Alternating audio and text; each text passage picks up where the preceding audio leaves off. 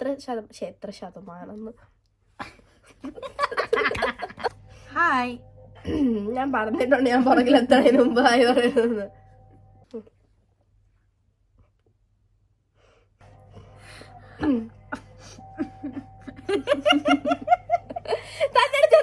ഞാൻ പറഞ്ഞിട്ടുണ്ട് ഞാൻ അവിടെ പോയിട്ടേക്ക് തിരിച്ചെത്തട്ടെ. എന്തിനാക്കുന്നത്? ഹായ് പറയാം. ഹായ്, എന്റെ പേര് ആരതി, ഞാൻ ആർദ്ര. അപ്പൊ നമ്മുടെ ഇന്നത്തെ പരിപാടി എന്താന്ന് വെച്ചാൽ നമ്മൾ UK വന്നിട്ട് ഹൗ മച്ച് വി ഏൺ, ഒരു ബഡ്ജറ്റ് പ്ലാനിങ് പോലെ ഞങ്ങൾക്ക് പാർട്ട് ടൈമിലൂടെ ഫുൾ ടൈമിലൂടെ എത്ര സാലറി കിട്ടിയിരുന്നു അത് ഞങ്ങൾ എങ്ങനെ യൂസ് ചെയ്തു, അതായത് ചെറിയ വരവ് ചിലവ് കണക്ക്. അതാണ് നമ്മുടെ ഇന്നത്തെ വീഡിയോന്റെ ഉദ്ദേശം. ഞങ്ങളുടെ അടുത്ത് കുറെ പേര് ഞങ്ങളുടെ അടുത്ത് കുറെ പേര് ചോദിച്ചു എത്ര ഏൺ ചെയ്യാൻ പറ്റും, നിങ്ങൾക്ക് അവിടെ ചെലവ് എങ്ങനെയാവുന്നുണ്ട്. അപ്പൊ ഒരുമാതിരിപ്പെട്ട ആൾക്കാർക്കൊക്കെ ഇവിടുത്തെ പൈസ ഇടപാട് മൊത്തത്തിൽ എങ്ങനെയാണെന്ന് അറിയണം ഞങ്ങൾക്ക് തോന്നി. അപ്പൊ ഞങ്ങൾ ഇങ്ങനെ ഓരോന്നും ഇൻഡിവിജ്വലി കുഞ്ഞു കുഞ്ഞു ആൻസർ പറഞ്ഞാലും എളുപ്പത്തിൽ ഞങ്ങൾക്ക് ഒരു ഫുൾ വീഡിയോ അതിനെപ്പറ്റി ചെയ്യാമല്ലോ എന്ന് ഞങ്ങൾ ഓർത്തിട്ടാണ് ഞങ്ങൾ ഈ ഐഡിയയിലേക്ക് എത്തിയത്. അതെ, ഞങ്ങൾ വെൽ പ്ലാൻഡ് ആണ്. ഞങ്ങൾ ഞാൻ കൂടെ പറഞ്ഞു, അവൾ എഴുതിയെടുത്തതേ ഉള്ളൂ. ഇല്ല, ഞാനാണ് വെൽ പ്ലാൻഡ്, ഞാനാണ്. ഓക്കെ, സോ ഫസ്റ്റ്ലി വന്ന ആളുടെ സൈഡ് ഓഫ് കാര്യങ്ങൾ കേൾക്കാം. എനിക്കൊന്നും മനസ്സിലാവുന്നില്ല, നീ അല്ലേ എഴുതി. ഓക്കെ, സോ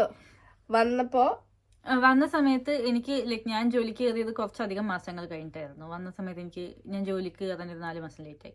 അപ്പൊ ഞാൻ ജോലിക്ക് കയറി കഴിഞ്ഞിട്ടാണെങ്കിലും എനിക്ക് ഓൺ ദ സ്പോട്ട് ഏൺ ചെയ്യാൻ പറ്റിയിട്ടില്ല. എനിക്ക് ജോലിക്ക് കയറി കഴിഞ്ഞാൽ ഞാൻ 3 ദിവസം പണിക്ക് പോയി കഴിഞ്ഞിട്ട് എനിക്ക് ചിക്കൻ ബോക്സ് വന്നു. പിന്നെ അത് കഴിഞ്ഞ് ഒരു ദിവസം ഞാൻ പണിക്ക് പോയി കഴിഞ്ഞാൽ പിന്നെ ഞാൻ നാട്ടിൽ പോയി. അപ്പൊ അങ്ങനെ എനിക്ക് ഭയങ്കര ലാഗ് വന്നു. എനിക്ക് പ്രോപ്പറായിട്ട് പറയുകയാണെങ്കിൽ ഞാൻ കഴിഞ്ഞ ഓഗസ്റ്റ് സെപ്റ്റംബർ തൊട്ടാണ് കൃത്യമായിട്ട് പ്രോപ്പർ ആയിട്ട് ഏൺ ചെയ്ത് തുടങ്ങിയത്. അപ്പോൾ ആ സമയത്ത് എനിക്ക് ഫുൾ ടൈം ആണ്. അപ്പോൾ എനിക്ക് ഓഗസ്റ്റിലും സെപ്റ്റംബറിലും ഫുൾ ടൈം ഇൻകം പ്രോപ്പർ ആയിട്ട് വന്നിട്ടുണ്ട്. അതായത് ആ സമയത്ത് എനിക്കൊരു 1700 റേഞ്ചിൽ ഓഗസ്റ്റ് ആ സമയത്ത് എൻ്റെ ആർലി പേ 10.49 ആയിരുന്നു. പിന്നെ ഇടയ്ക്ക് 10.79 ഡിസംബർ ആയപ്പോൾ മാറി. അപ്പൊ സെപ്റ്റംബർ ഓഗസ്റ്റ് എനിക്ക് 10.4 എനിക്ക് 6 മാസം കഴിഞ്ഞപ്പോൾ 10.79 ആക്കി തന്നു. അത് കഴിഞ്ഞ് അറ്റ് ദിസ് പോയിന്റ് അവർ പിന്നെ ബേസിക് പേ ഇൻക്രീസ് ചെയ്തതുകൊണ്ട് ഇപ്പോഴത്തെ എൻ്റെ പേ 11.66 ആണ്. അപ്പൊ ഇപ്പൊ ഞാൻ തിരിച്ച് പാർട്ട് ടൈമിലേക്ക് വന്നത് കൊണ്ട് ഇപ്പൊ 11.66 ആയതുകൊണ്ടും എനിക്ക് മന്ത്ലി ഒരു 850 to 900 ഞാൻ 20 hours വർക്ക് ചെയ്താൽ കിട്ടാറുണ്ട്. പുള്ളിക്ക് അവര് പേ ചെയ്യുന്നത് മന്ത്ലി ബേസിസിലാണ്. സോ എനിക്ക് മന്ത് എൻഡ് 27-28 ആകുമ്പോ എനിക്ക് എല്ലാ മാസവും സാലറി വരും. ഇവക്ക് അതേസമയം വീക്ക്ലി ആണ്. അപ്പൊ ഇവളുടെ ഇത് പറഞ്ഞോ ഫുൾ ടൈം പറഞ്ഞായിരുന്നു. ഓക്കെ അപ്പൊ എനിക്കെന്ന് പറഞ്ഞാൽ ഞാൻ ഫസ്റ്റ് ജോലി ചെയ്ത സ്ഥലത്ത് എന്നെ അവർ മിനിമം പേയില് കൊന്നു. 9.5 ആയിരുന്നു എനിക്ക് പെർ അവർ. പക്ഷെ അവിടെ ഞാൻ റെസ്റ്റോറന്റിലാണ് ആദ്യം വർക്ക് ചെയ്തിരുന്നത്. നല്ല രീതിക്ക് ടിപ്പ് കിട്ടുമായിരുന്നു. ഞാൻ അപ്പോഴും റിച്ച് കളികളായിരുന്നു. പിന്നെ ആ ജോലി പോയി. ഞാൻ എല്ലാ വീഡിയോയിലും വീണ്ടും ധാരണാവസ്ഥ പറയുന്നില്ല. ഞാൻ അടുത്ത ജോലി ഇപ്പം ഞാൻ വാഗമാമയിൽ വർക്ക് ചെയ്യുന്നത്. വാഗമാമ എല്ലാവർക്കും എല്ലാ ടീം മെമ്പറിനും ഏജ് ഡിഫറൻസ് ഇല്ലാണ്ട് ഇപ്പൊ TK Maxx പോലെ തന്നെ ആണ് പേ ചെയ്യുന്നത്. ചില സ്ഥലങ്ങളുണ്ട് ഇങ്ങനെ ബയസിനനുസരിച്ച് മാത്രം പേ കൊടുക്കുന്നത്. എനിക്ക് നെക്സ്റ്റിൽ ഒന്ന് ജോലി കിട്ടായിരുന്നു. നെക്സ്റ്റിൽ ജോലി കിട്ടിയപ്പോൾ അവരെനിക്ക് 9.8 തരുള്ളൂ പറഞ്ഞു. അപ്പൊ ഞാൻ ചോദിച്ചായിരുന്നു അതിന് മിനിമം പേ 10.42 ഇല്ലെന്ന് ചോദിച്ചപ്പോൾ അവർ പറഞ്ഞു അത് 23 വയസ്സായിട്ടുള്ളവർക്ക് എനിക്ക് 21 ആയിട്ടുള്ളൂ. അപ്പൊ അവർ ഓരോ ഏജിനും അതനുസരിച്ചാണ് പേ ചെയ്യുന്നതെന്നാണ് പറഞ്ഞു. പക്ഷെ ഞങ്ങൾ രണ്ടുപേരും ഇപ്പോൾ വർക്ക് ചെയ്യുന്ന സ്ഥലങ്ങളിൽ എല്ലാവർക്കും സെയിം പേ ആണ് കൊടുക്കുന്നത്. അതെ, അത് നല്ല കാര്യമാണ്. കാരണം എല്ലാവരും ഒരു പണിയല്ലേ എടുക്കുന്നത്. അപ്പോൾ എനിക്ക് 11.44 ആണ് എൻ്റെ പേ അവലി പ്ലസ് ടിപ്സ് ഉണ്ട്. പക്ഷെ എനിക്കത് അറ്റ് ദിസ് പോയിന്റ് കിട്ടി തുടങ്ങിയിട്ടില്ല. I am very emotional damage ആയിട്ടിരിക്കുകയാണ്. അതെ, ഞാൻ അവിടെ ആ ഒരു പൊസിഷനിലോട്ട് എത്തിയിട്ടില്ല. I am waiting. അപ്പൊ എനിക്ക് വീക്ക്ലി പേ ആണുള്ളത്. അപ്പൊ എനിക്ക് വീക്ക്ലി ഒരു 200 to 220 pounds ആണ് ഇപ്പൊ കിട്ടുന്നത്. പക്ഷെ ഇപ്പൊ ഞാൻ സംസാരിക്കുന്ന വീക്കിന്റെ നെക്സ്റ്റ് വീക്ക് തൊട്ട് എനിക്ക് ഫുൾ ടൈം ആണ്. അപ്പൊ ഞാൻ റിച്ച് ആവും എന്നാണ് ഞാൻ എന്റെ മനസ്സിൽ കണക്ക് കൂട്ടുന്നത്. അവരെനിക്ക് അവേഴ്സ് തന്നാൽ എനിക്കൊരു 400 to 500 പെർ വീക്ക് എനിക്ക് കിട്ടും. അതിനെ കാൽക്കുലേറ്റ് ചെയ്ത് ഇനിയിപ്പോ മന്ത്ലി ബേസിസിൽ പറയണ്ടാന്ന് വിശ്വസിക്കുന്നു. ഇത്രയാണ് ഇപ്പൊ കിട്ടുന്നത്. സെയിം ആ വരുന്നത്. ഭയങ്കര വ്യത്യാസം വരുന്നില്ല. എന്റെ മന്ത്ലി എങ്ങനെയാണോ അതുപോലെ തന്നെ എനിക്ക് അവളുടെ മന്ത്ലി. അവളുടെ ഈ വീക്ക് ആയിരിക്കും എന്റെ മന്ത് ഡിവൈഡ് ചെയ്ത് 4 പേ ചെയ്യുമ്പോൾ എനിക്ക് ഏറെക്കുറെ എക്സാക്ട് സെയിം അമൗണ്ട് അല്ലെങ്കിൽ പോലും ഏറെക്കുറെ ആ റേഞ്ചിൽ തന്നെ ആയിരിക്കും വരിക. പക്ഷേ എനിക്കാണ് ചെലവ് കൂടുതൽ. ഞാൻ ഓരോ വട്ടം പണിക്ക് പോകുമ്പോഴും 4 to 6 pounds ഞാൻ ബസ്സിന് കൊടുക്കും. കാരണം ചിലപ്പോൾ എനിക്ക് വൺ വേ എല്ലാ ബസ്സിന് എപ്പോഴും 2 pounds ആണ്. പക്ഷെ ചിലപ്പോൾ എനിക്ക് 2 ബസ് കയറേണ്ടി വരും. ചിലപ്പോൾ അത് ഡിപ്പെൻഡ് ചെയ്തിരിക്കും. ചിലപ്പോൾ ഒറ്റ ബസ്സുള്ള സമയം ഇല്ലെങ്കിൽ അവൾക്ക് ഇവിടെ നിന്ന് സെൻട്രൽ ബസ് എന്ന സ്ഥലത്ത് പോയി ഇറങ്ങിയിട്ട് അവിടെ അടുത്ത ബസ് എടുത്ത് പോകേണ്ടി വരാറുണ്ട്. അതെ, അപ്പോൾ എനിക്ക് അങ്ങനെ കുറച്ച് ചിലവ് പോവാറുണ്ട്. ആ പുള്ളിക്ക് ഇങ്ങനെ ചിലവൊന്നുമില്ല, പുള്ളി നടന്നാ പോകുന്നത്. 15 മിനിറ്റ് വാക്കുണ്ട് ഇല്ല. അപ്പോൾ അതാണ് നമ്മുടെ വരവ് കണക്ക്. ആക്ച്വലി വേറെ വരവൊന്നുമില്ല. ചെലവെന്ന് പറയുകയാണെങ്കിൽ ഏറ്റവും വലിയ എമൗണ്ട് നമ്മുടെ കയ്യിൽ നിന്ന് പോകുന്നത് റെന്റാണ്. റെന്റ് ഞങ്ങൾ നിൽക്കുന്ന റൂമിൽ 500, അപ്പം ഞങ്ങൾ രണ്ടുപേരും 250 ഈച്ചാണ് ഇരുന്നത്. പക്ഷെ അത് ഞങ്ങൾക്ക് 4 monthly ഈ റൂം ഞങ്ങൾ മൊത്തം വീട് ഒരുമിച്ച് എടുത്തേക്കുന്നെങ്കിൽ പോലും ഞങ്ങൾക്ക് ഈ റൂമിന് മാത്രം 4 month ബേസിസിൽ കൊടുക്കേണ്ട ഒരു ആവശ്യം ഉണ്ടായിരുന്നു. കാരണം ഞങ്ങൾക്ക് ഗ്യാരണ്ടിയർ ഉണ്ട്. അപ്പോൾ ഗ്യാരണ്ടിയർ ഇല്ലാത്തവർക്ക് വേറെ എന്തോ ഒരു ഹൗസിംഗ് ആയിരുന്നു ഇഷ്ടപ്പെടുത്തിട്ട് അവർക്ക് അതിൻ്റെ ഒരു ഫീസ് കൊടുക്കണം. നമുക്ക് ഗ്യാരണ്ടിയർ ഉള്ളതുകൊണ്ട് അത് ചെയ്യേണ്ട. പക്ഷെ അതിന് പകരമായിട്ട് നമ്മൾ 4 മാസം കൂടുമ്പോൾ പൈസ കൊടുക്കണം. അപ്പോൾ 4 മാസം 2000 pounds ആണ് കൊടുക്കുന്നത്. അപ്പോൾ ഞങ്ങൾ ഈ മെയ് വരെ ഉള്ളത് ഞങ്ങൾ കൊടുത്തു കഴിഞ്ഞു. അപ്പം ഇനിയുള്ളത് ജൂൺ 1st അടുത്ത പേയ്മെന്റ് കൊടുക്കേണ്ടത്. ആ വരുന്ന പേയ്മെന്റ് നമ്മൾ ഹാഫ് ആക്കിയിട്ട് നമ്മൾ കൊടുക്കും. അപ്പം അങ്ങനെ പിന്നെന്താ, പിന്നെ നമ്മുടെ വീട്ടിന്റെ തന്നെ കുറച്ച് പൈസകൾ നമുക്ക് അങ്ങനെ പോകും. Like current bill, wifi. Current bill ഞങ്ങൾക്ക് രണ്ടും കൂടെ ഒരു റൂമിന് 103 അത് ഫിക്സഡ് ചാർജ് ആണ്. അപ്പോൾ അതാ സമയത്ത് ആരുടെ അക്കൗണ്ടിൽ പൈസ ഉണ്ടോ അയാൾ കൊടുക്കും. അതെ, ഞാൻ കൊടുത്തിട്ടേ ഇല്ല. അങ്ങനെ പറയപ്പെടുന്നുണ്ടെങ്കിൽ അത് എല്ലാ മാസവും എൻ്റെ കയ്യിൽ നിന്നാണ് പോകാറ്. അത് പക്ഷേ നമ്മൾ ഹാഫാക്കി ഡിവൈഡ് ചെയ്യേണ്ടതാണ്. പക്ഷെ ഞാൻ കൊടുക്കാറില്ല. പിന്നെ 4 pound വൈഫൈ പെർ പേഴ്സൺ. 3.99 ആണെന്ന് തോന്നുന്നു. ഞാൻ 4 കൊടുക്കാറുണ്ട്. ഞാനും 4 കൊടുക്കാറുണ്ട്. ഒരു മര്യാദയല്ലേ. പിന്നെന്താ, നമ്മൾ ജീവിതത്തിൽ പോവാത്തൊരു ജിമ്മിൽ മെമ്പർഷിപ്പ്. ഞങ്ങൾ ആദ്യം നല്ല കൃത്യമായിട്ട് പോകുമായിരുന്നു ജിമ്മില്. സത്യം പറഞ്ഞാൽ ഞാൻ ഒരു മാസമൊക്കെ നല്ല സിസ്റ്റമാറ്റിക് ആയിട്ട് ജിമ്മിൽ പോയി ജിം വീഡിയോസ് ഒക്കെ ഇട്ടു. ജിം വീഡിയോസ് അല്ല, എന്റെ എല്ലാ റീലിന്റെയും തുമ്പത്ത് ഞാൻ ജിമ്മിലേക്ക് കുത്തി കയറ്റുമായിരുന്നു. അത് കഴിഞ്ഞപ്പോ 2 മാസം ഞാൻ ജിമ്മിൽ പോവാണ്ട് ജിമ്മിന്റെ പൈസ കൊടുത്തോണ്ടിരിക്കുന്ന ഒരു സാഹചര്യത്തിലൂടെയാണ് ഞങ്ങൾ രണ്ടുപേരും കഴിഞ്ഞ മാസം, അതായത് ഏപ്രിലും മെയ്. കഴിഞ്ഞ മാസം ഞാൻ മര്യാദക്ക് ക്യാൻസൽ ചെയ്യാൻ പോയതാ. അതിന്റെ ആവശ്യമില്ല, അനാവശ്യ ചെലവ്. ഞാൻ പറയാം എന്താന്ന് വെച്ചാൽ ഇവിടെ ഒരു പുതിയ ജിം തുടങ്ങി. ഇവിടെ ഗലേറിയ മോളിൽ പുതിയ ജിം തുടങ്ങി. അപ്പൊ നമുക്ക് സ്റ്റാർട്ടിങ്ങിൽ നമുക്ക് ഇങ്ങനത്തെ ഒരു ഇതുണ്ടായിരുന്നു, ഓഫർ ആയിട്ട് 12.99 കൊടുത്താൽ മതി പെർ മന്ത്. അത് ആക്ച്വലി നല്ലൊരു ഓഫർ ആയിരുന്നു കമ്പാരിറ്റീവ്ലി ഇവിടെ ഉള്ളതിൽ വെച്ച്. പിന്നെ സ്റ്റാർട്ടിങ്ങിൽ ഒരു എന്താ ചാർജിനാ പറയുന്നത്, ജോയിനിങ് ഫീ. ജോയിനിങ് ഫീ കൊടുക്കണം എല്ലാ ജിമ്മിലും. അത് ആ ഓപ്പണിംഗ് ഓഫർ അവർക്ക് ജോയിനിങ് ഫീ ഉണ്ടായിരുന്നില്ല. ജോയിനിങ് ഫീ ഒക്കെ ഉണ്ടായിരുന്നോ? നമ്മൾ ലേറ്റ് ആയി, നമുക്ക് ജോയിനിങ് ഫീ കൊടുക്കേണ്ടി വന്നു. ഓക്കെ, അപ്പൊ ഞങ്ങൾ ജോയിനിങ് ഫീ കൊടുത്തു, സോറി. അപ്പോ ഇപ്പോ ആ ജിമ്മിന്റെ എന്താ റേറ്റ് 25.99 24.99 എന്തോ ആണ്. അപ്പോൾ ഞാൻ ക്യാൻസൽ ചെയ്യണ്ട എന്ന് ആദ്യത്തെ മാസം വിചാരിച്ചത്.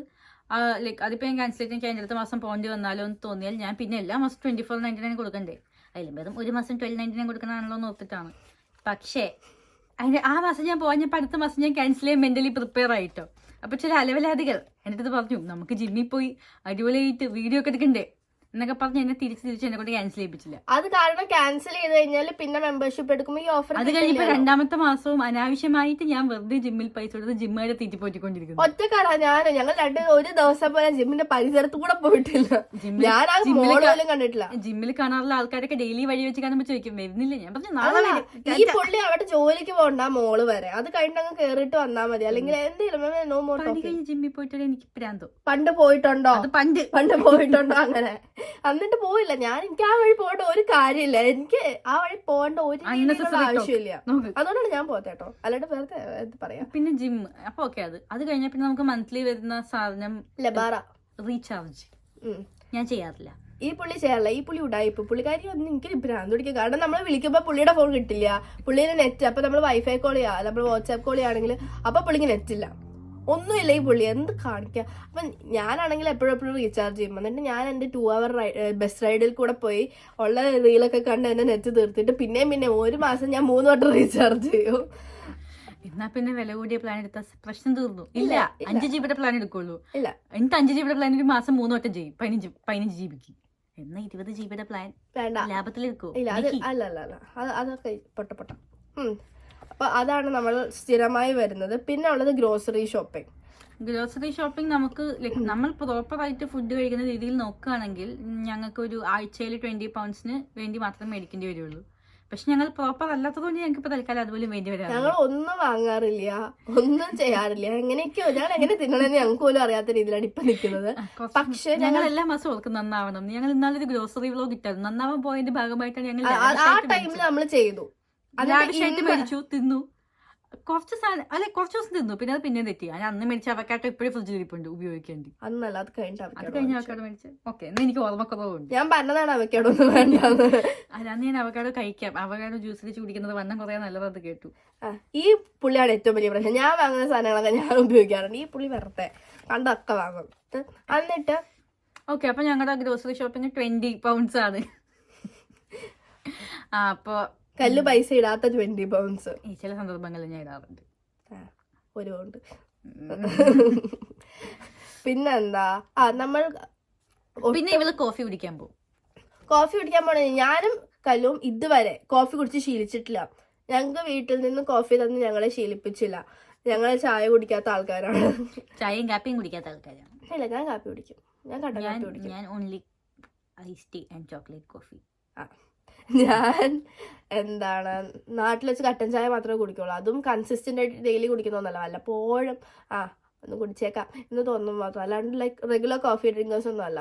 പക്ഷെ ഇപ്പോൾ സ്ലീപ്പ് ഡിപ്രൈവ്ഡ് ആയിട്ട് പണിക്ക് പോകാൻ കാപ്പി ഇല്ലെങ്കിൽ സർവൈവൽ ഇല്ലാതാണ് ചില ആൾക്കാരുടെ മറ്റും ഭാവം. കാരണം ഞാൻ ഉറക്കം ശരിയാവാണ്ട് പണിയെടുത്ത് കഴിഞ്ഞാൽ വല്ലയിടത്തും ചത്ത് കിടക്കുന്നതിലും ഭേദമല്ലേ കുറച്ച് എനർജി ആയിട്ട്. അങ്ങനെ ഇപ്പൊ മന്ത്ലി കോഫി എക്സ്പെൻസിലേക്ക് ഞങ്ങൾ എത്തിയിരിക്കും. അതെ, ഞാനിപ്പോ മന്ത്ലി കോഫി എക്സ്പെൻസ് പക്ഷെ എന്നാലും മാക്സിമം കോഫി കുടിക്കാണ്ടിരിക്കാൻ നോക്കും. കാരണം എനിക്ക് കോഫി ഇഷ്ടമല്ല. പക്ഷെ എന്റെ സാഹചര്യങ്ങളുടെ സമ്മർദ്ദം മൂലം ഞാൻ കോഫിയിൽ 1000 ഷുഗർ പാക്കറ്റ് ഇട്ടിട്ടാണ് കുടിക്കുന്നത്. പിന്നെ ഞങ്ങളുടെ മന്ത്ലി എക്സ്പെൻസ് ടെമു ഞങ്ങളുടെ സ്വത്താണ്, മുത്താണ്, എല്ലാം. ഞങ്ങൾ ടെമുയിലോട്ടാണ് ജീവിക്കുന്നത്. എല്ലാ മാസവും കുറച്ച് പൈസ വീട്ടിൽ എന്തോരം ടെമു സാധനങ്ങൾ. ഇതൊക്കെ ടെമു. അയ്യോ, നാട്ടിൽ നമുക്ക് ടെമു എന്താണെന്ന് അറിയുന്നുണ്ടാവില്ല. ടെമു എന്ന് പറഞ്ഞാല് നമ്മുടെ ആമസോൺ, മീഷോ, UK മീഷോ നല്ല ചീപ്പായിട്ട് സാധനങ്ങൾ കിട്ടും. നല്ല നല്ല സാധനങ്ങൾ ഞങ്ങൾ വെറുതെ ഇരിക്കുമ്പോൾ ഹൈ വില കുറവ്. ഓക്കെ, പക്ഷെ അവർക്കൊരു കണ്ടീഷനുണ്ട്. മിനിമം 15 pound സാധനം മേടിച്ചാലേ അവർ സാധനം തരുള്ളൂ എന്നുള്ളത്. അപ്പൊ ഞങ്ങൾ കുട്ടി 15 pound ആക്കി ഞങ്ങൾ ടെമൂന്ന് എന്തെങ്കിലും മേടിക്കും. ഇവരുടെ ഒരു ടെമു പാക്കേജ് ഒരു 2 ആഴ്ച മുന്നേ വന്നതുള്ളൂ. എന്റെ ഒരു ടെമു പാക്കേജ് അടുത്ത ആഴ്ച വരും. ഞങ്ങൾ സ്ഥിരം ടെമു ജീവിതമാണ്. നോക്ക് നല്ല രസമില്ലേ? തലേനായിട്ട് മേടിച്ചതാണ്. ഇത്രയും കുഞ്ഞായി പോകുന്ന വിചാരിച്ചില്ല. കുറെ ഉണ്ട് ആക്ച്വലി. ഞാൻ ടെമൂന്ന് വാങ്ങിച്ച ഡ്രസ്സുകളൊക്കെ അത് വേണ്ട, അൺനെസസറി പല സാധനങ്ങളുണ്ട്. Okay, so Temu. പിന്നെ ഊബർ. ഞാനല്ല, അതും ഞാനാണ്, എല്ലാം ഞാനാണ്. എനിക്ക് മാത്രമേ വീട്ടിൽ ചെലവുള്ളൂ. അതെന്താന്ന് വെച്ചാൽ ഞാൻ പണിക്ക് പോയി ചത്തിരിക്കുന്ന ടൈമിൽ എനിക്ക് പിന്നെ അവിടെ 2 ബസ്സിലൊന്നും ഇരിക്കാൻ വയ്യ. ബസ് സ്റ്റോപ്പിലോട്ട് നടക്കേണ്ടിയൊക്കെ വരും ചില ടൈമിൽ. അപ്പൊ ഞാൻ വെച്ച് കളിയും. അതായത് ഊബറിന് ഒരു ദിവസം ഊബർ ബുക്ക് ചെയ്യാറുണ്ടല്ലോ, അവിടെ നിന്ന് ഞാൻ ഷിഫ്റ്റിനുണ്ടോ അവിടെ നിന്ന് ഇവിടെ വരെ 22 pound ആണ്. 2200. 4 മണിക്കൂർ പണിയെടുക്കാൻ പോകും. 2 മണിക്കൂറിന്റെ പൈസ ഊബർ ചേട്ടനെ കൊടുക്കും. അതെ, പക്ഷെ ഇതൊന്നും നിങ്ങൾ UK വന്നവർ കണ്ടിട്ട് ഇത്ര ചെലവെന്നൊന്നും വിചാരിക്കരുത്. എനിക്ക് വേറെ പണിയൊന്നുമില്ല എന്നിട്ടാണ്. പക്ഷെ ബേസിക്കലി കല്ലൂരിന്റെ എക്സ്പെൻസ് പറയുന്ന കാര്യങ്ങളിൽ മാത്രം നിങ്ങൾ ശ്രദ്ധിച്ചാൽ മതി. അത് മാത്രമേ ശ്രദ്ധിക്കുള്ളൂ. അവൾ എഴുതി വെച്ചേക്കാട്ടോ മന്ത്ലി പാവാന്ന്. അത് എഴുതി ഞാനല്ല.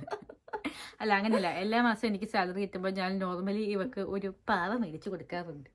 എല്ലാ മാസവും ഇങ്ങനെ എന്തെങ്കിലും സാലറി വന്നു കഴിയുമ്പോൾ ഞാൻ അത് എനിക്ക് വാങ്ങിച്ചു തരുന്നു പറഞ്ഞിട്ട് പുള്ളി അതിനെ തലേ വെച്ച് നിൽക്കാം. മന്ത്ലി പാവ എല്ലാ മാസവും സാലറി കിട്ടുമ്പോൾ ഞാനൊരു പാവ മേടിച്ചു കൊടുക്കാറുണ്ട്. അതെന്റെ മന്ത്ലി എക്സ്പെൻസിന്റെ ഭാഗമായിട്ട് ഞാനിപ്പോ കണക്കാക്കുന്ന ഒരു എക്സ്പെൻസ് ആണ്. എനിക്ക് ഈ മാസം കിട്ടിയിട്ടില്ല, അത് ഞാൻ വളരെയധികം നോട്ട് ചെയ്തിട്ടുണ്ട്. ഞാൻ ടെമൂൽ ഓർഡർ ചെയ്തിട്ടുണ്ട്. അത് പറ്റില്ല. എനിവേസ്, അപ്പൊ നമുക്ക് ഇതാണ് നമ്മുടെ മന്ത്ലി എക്സ്പെൻസസ്. ഇതിൽ കൂടുതൽ എന്തെങ്കിലും ഉണ്ടോ?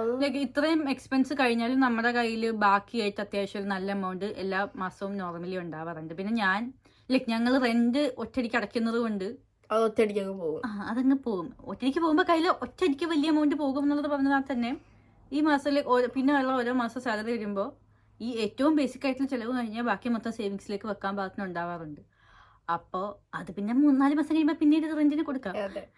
അപ്പോൾ അങ്ങനെ ലൈക്ക് ഒരു ബാലൻസിൽ പോകുന്നുണ്ട്. എനിക്ക് ബുദ്ധിമുട്ടുകൾ വരാറില്ല, വലിയ കുഴപ്പമില്ലാണ്ടല്ല, നല്ല രീതിയിൽ പോകുന്നുണ്ട്. അതിൽ സന്തോഷം. സോ അത്രേ ഉള്ളൂ നമ്മുടെ വീഡിയോ. പിന്നെ പറയാനുള്ള വേറൊരു കാര്യം എന്ന് പറഞ്ഞാൽ, ഇപ്പൊ ഈ വീഡിയോ കാണുന്ന നമ്മുടെ ഫ്രണ്ട്സ് അല്ലാത്ത ആരെങ്കിലും, അതായത് UK വരാൻ താല്പര്യമുള്ളവരോ അങ്ങനെ ആരെങ്കിലും ഉണ്ടെങ്കിൽ, എന്തെങ്കിലും ഇതുപോലെ ഞങ്ങളുടെ അടുത്തുനിന്ന് യൂസ്ഫുൾ ആയിട്ടുള്ള കണ്ടന്റ് വേണമെങ്കിൽ പറഞ്ഞാൽ നമ്മൾ യൂസ്ഫുൾ ആയിട്ടുള്ള കണ്ടന്റ് ഇടും. ഞങ്ങൾക്ക് എന്താണ് നിങ്ങൾക്ക് എക്സാക്ട്ലി വേണ്ടതെന്ന് ഐഡിയ ഇല്ലാത്തതുകൊണ്ട് ഞങ്ങൾ ഇങ്ങനെ ഓരോ കമന്റ് ഒക്കെ വരുന്നതിൽ നിന്ന് ഓക്കെ ഇങ്ങനെ ചെയ്യാമെന്ന് ഓർത്ത് തുടങ്ങുന്നതാണ്. അപ്പോൾ നിങ്ങൾക്ക് വേണ്ടത് പറഞ്ഞാൽ ഞങ്ങൾ അതിനനുസരിച്ച് എന്തെങ്കിലുമൊക്കെ ചെയ്തിട്ട് വരുന്നതായിരിക്കും. അതെ അതെ. അപ്പോൾ ഇന്നത്തേക്ക് ഇത്രയേ ഉള്ളൂ. ബൈ.